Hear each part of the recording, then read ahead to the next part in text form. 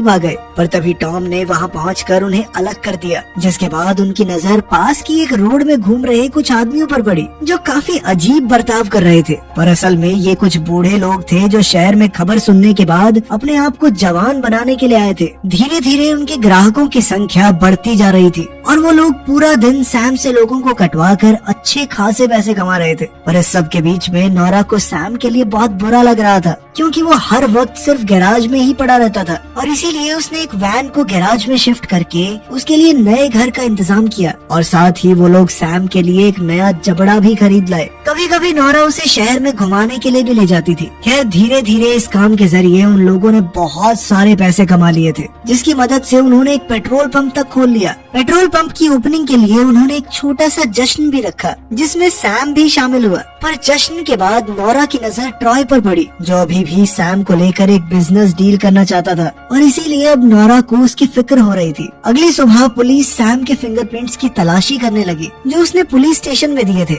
पर लाख कोशिशों के बावजूद भी उसके फिंगरप्रिंट किसी भी डेटाबेस से नहीं मिले, जिसके चलते अब पुलिस को शक होने लगा कि कहीं सैम किसी गैर कानूनी काम में शामिल तो नहीं है। उधर जंगल में नोरा ने सैम को अपनी मरी हुई माँ के बारे में बताया, जिनकी मौत उसे जन्म देते हुए हो गई थी और इसी वजह से उसे जिंदगी भर अपनी माँ को मारने के ताने सुनने पड़े। और अब वो ये बिल्कुल नहीं चाहती थी कि उसका परिवार किसी और का फायदा उठाए और इसीलिए वो सैम को जंगल में ही छोड़कर चली गई। पर जैसे ही ट्रॉय को सैम घर पर नहीं मिला तो वो तुरंत ही उसे ढूंढने के लिए निकल गया और कुछ देर बाद उसे सैम वहीं खड़ा हुआ मिला जहाँ नोरा ने उसे छोड़ा था। ट्रॉय उसे अभी भी बेचना चाहता था और इसीलिए वो उसे लेकर सीधा बस स्टैंड पहुँचा।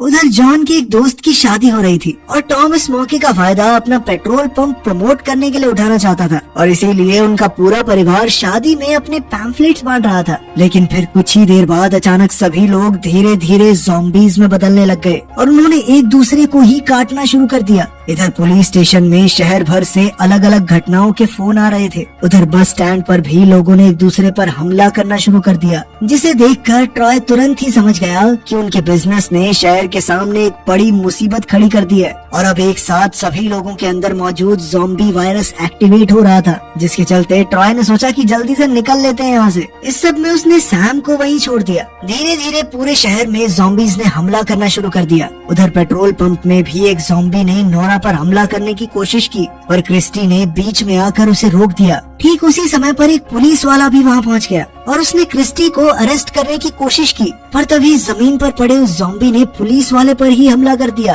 तभी टॉम की नजर कई सारे ज़ॉम्बीज़ पर पड़ी जो तेजी से उनकी तरफ बढ़ रहे थे और इसीलिए उसने पुलिस वाले की बंदूक उठाकर अपने परिवार